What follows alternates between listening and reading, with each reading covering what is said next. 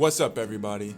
My name's Slim, and I'm going to be bringing you spoilers, the full spoilers for chapter 1076. So, without further ado, let's get into it. The chapter spoilers are going to be made by Redone, so it's authenticated. We get a color spread of the Straw Hat crew wearing modern clothes, and it's very similar to the 916 color spread, and people like that one. We then begin with where the last chapter ended. Zoro hears Nami scream in the distance, so he's like, hey, we need to protect all the Vegapunks and help our Nakama too. We don't see anything about the other groups in this chapter, however. Luffy and Zoro decide they need to finish this fight quickly. They can't keep carrying the CP0 agents around. Then Kaku talks to Lucci. If we manage to get through this together, I will allow you to cuff me again. Cap, he's capping, Luffy. Oh, you will? Fine then. And Luffy believes him. Then Luffy talks to Lucci. Hey, after this fight, you won't take it out on any of my Nakama or Vegapunk just because you can't beat me, right? And then Lucci, with the pride on the line, says, fine by me, but I want to kill you first anyways. And after you're dead, then I'll come after your Nakama. So, Lucci, still being a snake and just wanting to kill everybody.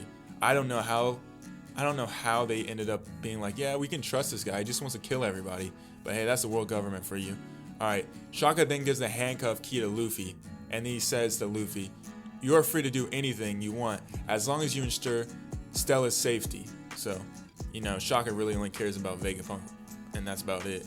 Luffy then releases Lucci and Kaku, although Zoro doesn't trust him. Rightfully so, he shouldn't trust him. I mean, the CP0 agents are some of the biggest snakes. Even the apparently good one, Stussy, she's a snake too, so it's all up in the air for these people. And then we get Luffy and Lucci, they fight S-Bear. Zoro and Kaku fight S-Hawk. Luffy uses his Gear 4th, and Lucci uses his hybrid form, but it's not the awakened one he used earlier when he was fighting against Luffy. Kaku doesn't transform when he's fighting. S-Hawk has the Super No Mi powers from Dad's Bones, Mr. 1, so his body has the characteristics of steel. So, I'm curious to see if the way they got the powers, or the way they got the Devil Fruit genes, and the genes from the actual people, like Doflamingo, now Dad's Bones, Jinbei, some of the other ones, if they just collect some of the their genes and stuff while they're imprisoned, or if it's because I know the warlords, like they have all the genes from all the warlords as well as some of the Devil Fruit powers they have. I'm curious to see if they got it when they were meeting up with the warlords one time, or some of them it was a little bit of both, because a lot of them have been in prison before and they ended up taking their genes and their Devil Fruit powers from them. So how did they do it? We don't know yet, but eventually we'll get the information. We then get a double page of Luffy, Lucci, and Zoro and Kaku using combo attacks to defeat S-Bear and S-Hawk. Luffy uses Gomu Gomu no Kongun. Lucci uses Roku Au Gon. I don't know, probably butchered that one, but it's alright. And then Zoro uses Ringoku Onigiri. Kaku uses Renkiko Hakurai. Really ruined that one. And both the Seraphim blow right out of the building. We then cut to the Vegapunk, the real Vegapunk, and he wakes up in a secret prison inside the lab.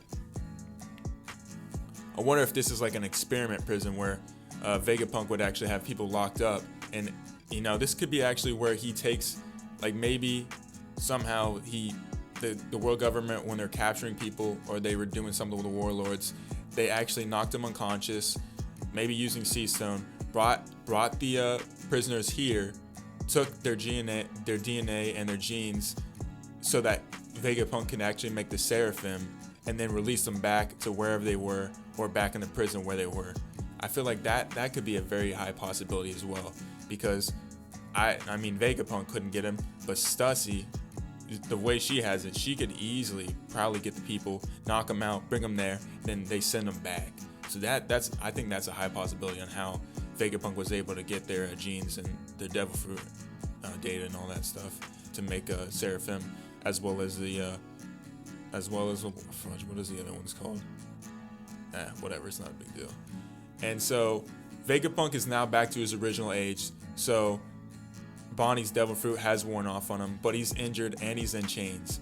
Vegapunk is locked up with some of the Cypherpole agents who went missing a couple weeks ago from Cypherpole number 5, number 7, and number 8. Vegapunk wonders how he ended up in prison and he says it's way too curious how his poneglyphs research got leaked to the world government. So it looks like from this statement, Vegapunk is definitely expecting there being a traitor among his Stella, among the 7. So I think this pretty much confirms there is a traitor on Egghead Island.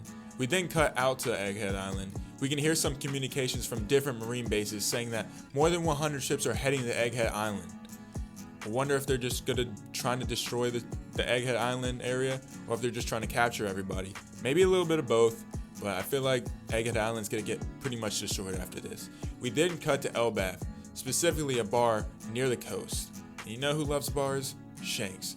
Shanks and the red hair pirates are drinking inside the bar. A giant kid asks Shanks if he can go with them on the ship, but Shanks being Shanks, he refuses, just like he did with Luffy. The bar lady tells Giant Kid, you need to just give up, Shanks isn't going to let you on, which I think is kind of ironic because Shanks, when he was a baby, he got brought onto on Roger's ship, and Roger kept him on the ship the whole time, and the only time he left was because, Buggy got sick, so Shanks actually stayed with Buggy, and they didn't get to go with Laugh Tale.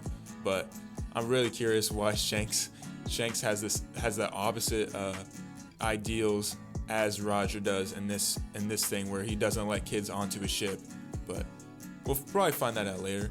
We then have some ships from Red Hair Pirates fleet are near the island, and they inform Shanks that the Kid Pirates are actually approaching Elbaf right now. Then the Red Hair Pirates decide to talk it over. Ben Beckman's like, our enemies must be angry. Lucky Roo says, look who's talking. Who do you think they have a grudge against? Looks like this pretty much confirms Ben Beckman was actually the one that destroyed Kid's arm. And then Shanks says, look, I spent too much time talking. It can't be helped since I've just met some of my old friends who thought I was dead. Shanks then gets up from the table and continues talking. I don't want to cause too much damage to this place. Will you help me out, Dory and Broggy? And then we get a double page. We can see the Red Hair Pirates drinking with Broggy, Dory, Carsey, Oimo, and other giants. We can see they all really appreciate Shanks. Dory and Broggy say, of course, brother, we are ready to help you fight. Shanks then says to Rockstar, tell Kid that he can fight against us now, or he can surrender the road poneglyph and leave. Kid's pirate ship is fighting other ships from the Red Hair Pirates fleet in the sea. Killer talks with Kid. Kid, during our previous fight, you couldn't even get to see Shanks' face. This time you might not just lose an arm, it might be worse. Kid then says, we can worry about that after we actually lose. The chapter then ends with Shanks walking toward the coast with other captains cheering for him. End of chapter, break next week. So, a couple of the tidbits I want to get onto. Looks like, I don't know if we ever got information that Shanks knew Dory and Broggy, but it looks like we do officially know that. Kind of looks like it looks like Shanks actually protects Elbaf, and it's kind of weird that, it's not kind of weird. It's no surprise that Dory and Broggy know Shanks and Luffy.